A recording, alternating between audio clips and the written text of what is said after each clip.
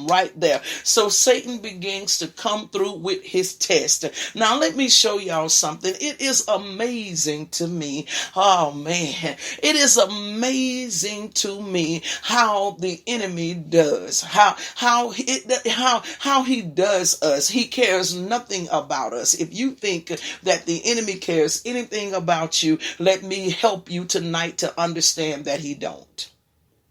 I'm sorry. I know you thought y'all were good friends, but I'm sorry to have to tell you, he cares nothing about you. Nothing. All he cares about is trying to prove the point that he attempted to establish. There are two places as to where you can read in the Bible, I know of certain, concerning Lucifer, concerning the position that the devil has. And it would be in Isaiah chapter 28, I want to say, and Ezekiel 14, or either switch those two up, one or the two. You're going to be able to see exactly what he had to say. So he cares nothing about none of us. Nothing. He cares nothing about us. He cared nothing about Job at all. He says, if you let me touch him, I'll cause him to curse you to your face. So the test begins with Job. He strickens the man with boils.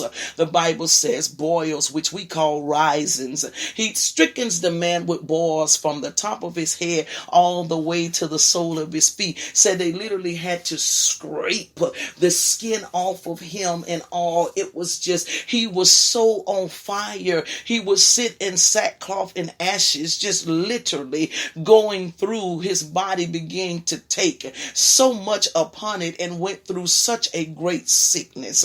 He then has to deal with the fact of his servants coming in the door one by one. It says when one left, another one would come in and bring some type of report that had happened. All of your cattle has just been destroyed. Your house has just been destroyed. Your children has just been destroyed. All these things that was happening, then to get down to the last part, and his wife, his very wife, his partner, would begin to say to him, why don't you just curse God and die? And he has to say to her, woman, you speak as a foolish woman. And so he's going through every bit of this. I'm going to help y'all tonight about fear. He's going through every bit of this. And so I need to just tell some people, if you give me a couple minutes of your time, if you think that you're going to go through life and you're not going to deal with stuff, I'm sorry to have to tell you, man, that in every life, some rain must fall. I'm sorry to have to tell you that we cannot escape going through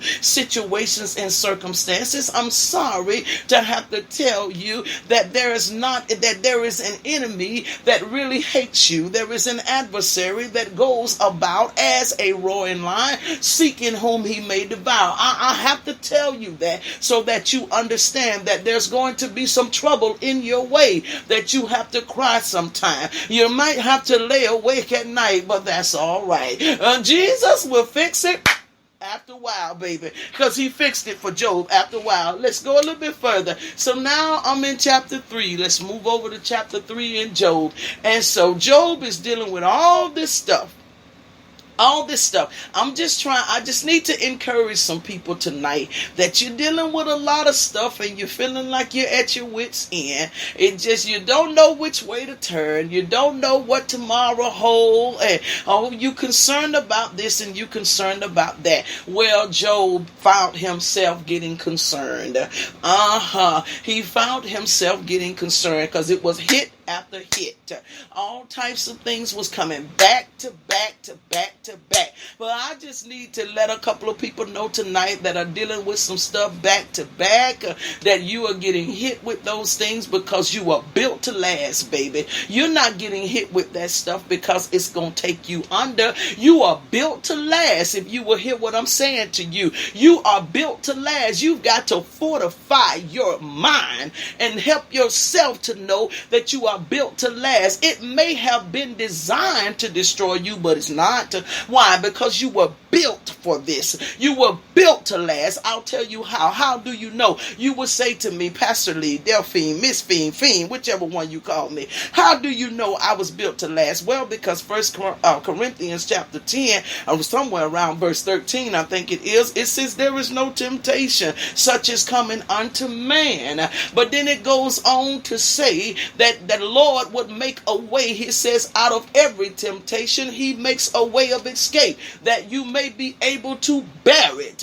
So what that means is there is no situation that the Lord is not going to give you the strength to bear it. It's nothing that he's going to allow to happen that we cannot bear. You are built for this, baby. You are built for this, what you're dealing with. You are built for this. If it ever becomes too intense where you cannot deal with it, well then I believe the Lord will make a way of escape, because that's what he says. He'll show you how to exit. Many people deal with stuff and can't get out of stuff because they won't take the way of escape. The Lord been told you needed to leave them people alone, but you still fooling with them people. But he ain't made no way of escape. Yes, he did. He made a way of escape. He will give you wisdom. He will give you sound wisdom as it relates to things, but we won't take the way of escape. You cannot deny the word of the Lord. It is what it is. He says with every temptation, he gives a way of escape. And so there is nothing that we could face that the Lord has not equipped us to be able to deal with. Check this out. Even this virus that's going around now, this coronavirus that is going around now, guess what? He made a way of escape. He's made a way of escape. Did y'all know that?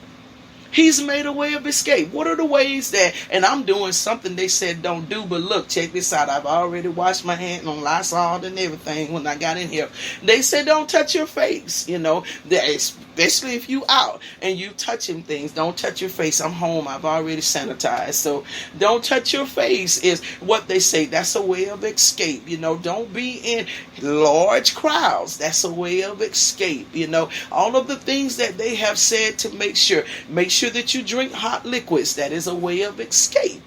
Make sure that you, when you come out, take the clothing off that you had on all day. Don't sit around on your furniture, all that type stuff. That's a way of escape. The Lord gives ways of escape as it relates to things. But look at what we do. We won't take the way of escape that God gives us. I don't know what it is that we want God to do, but we won't take the way of escape that God gives us. And so let's get back over to Job. Job goes through this situation and it just seems like it's horrible with what's going on. So in Job chapter 3, this is how Job begins to talk in Job chapter 3 verse 1. He says, after this opened Job his mouth.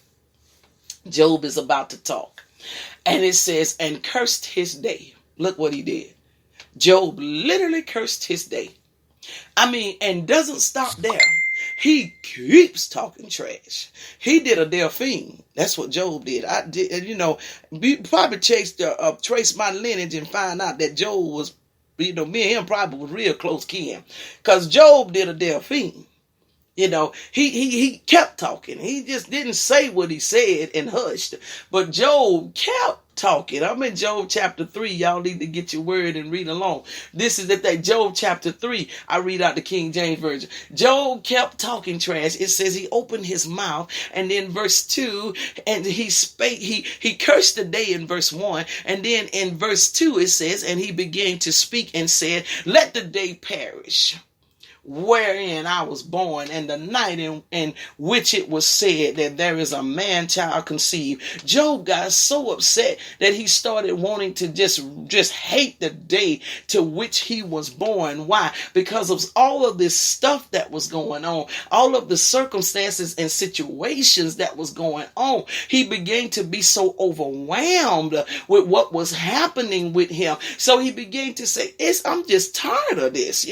I just look, curse the very day. Then verse 4, he says, let the day be dark, man, and let not God regard it from above, neither let the light shine upon it. Listen to what he's saying now. Whenever we get in situations, those are times that we start asking God to help us. Those are times that we start crying out for God to help us. But look what Job did. Job started talking so much trash. When I tell y'all, that man had to be kidding to me. Whenever we make it to heaven, or I see Job, it's a few people in the Bible that I'm gonna have to talk to, because I know for a fact they're my homies. I know y'all gonna see us hanging out together. Watch what I tell you. You gonna see me hanging with Peter, because Peter with that cussing and talking trash, Delphine, LaShawn, Lee, all day long.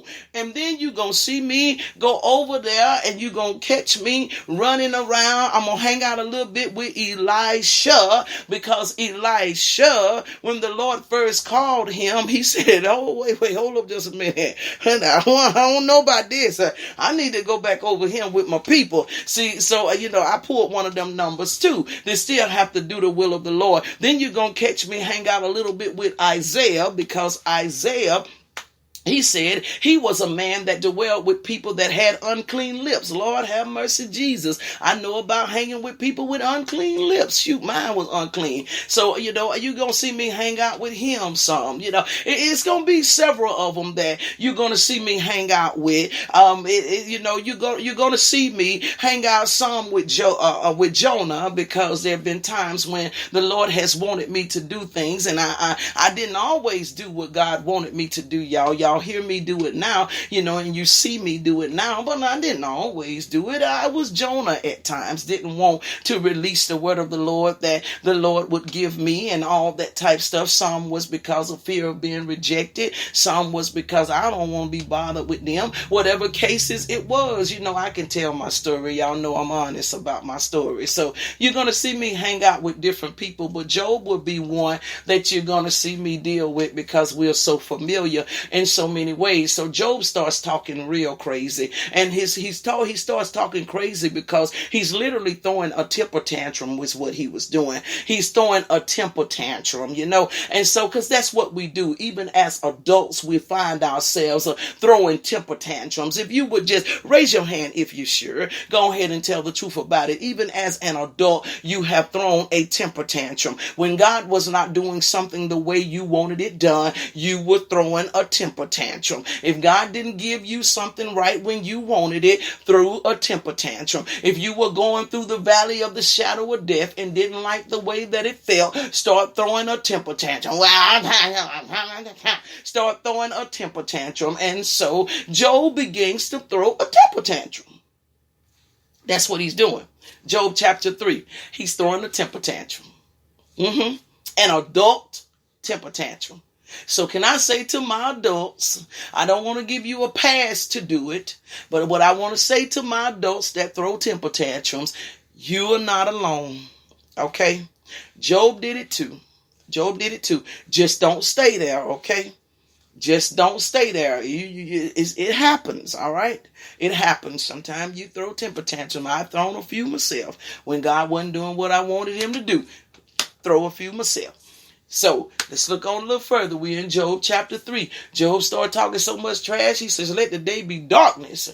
Don't let no man don't even let God regard it from above. Neither let light shine upon it. Well, God is light. So you really talking trash, man. So what you saying is you want God to get in your situation, but you upset because you think God ain't getting in your situation. See how he tried to do a manipulation on God, which you can't do. Anybody other than me ever tried to handle God like that? You wanted to try to get God to do what you wanted him to do, and it just didn't work for you. It didn't turn out like you wanted it to turn out. That's what Job was trying. Job was talking trash. He starts cursing the very day that he was born. Why would you curse the day that you were born, Job? You ain't got no authority over no day. This man was talking cash trash. I'm telling you, this man was my cousin. If he wasn't my cousin, he was my close uncle or somebody, this man here, because because of the simple fact, if I ain't done this, Jesus Christ is not Lord, and I know he is. He starts talking complete trash because of what he was going through. He forgot all about the fact that God was who he is. He forgot all about the fact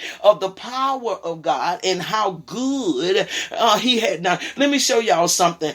Now, you know when he got that big old house he had, and all those cattle that he had, and them children that he had, and all, you know now, you know he was saying, I'm blessed. You know he was saying that, don't you? Because that's what we say, right? Get a brand new car right now, tomorrow, the first thing we be saying, the Lord bless me.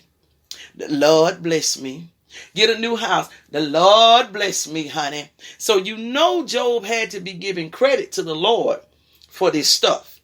All of this stuff that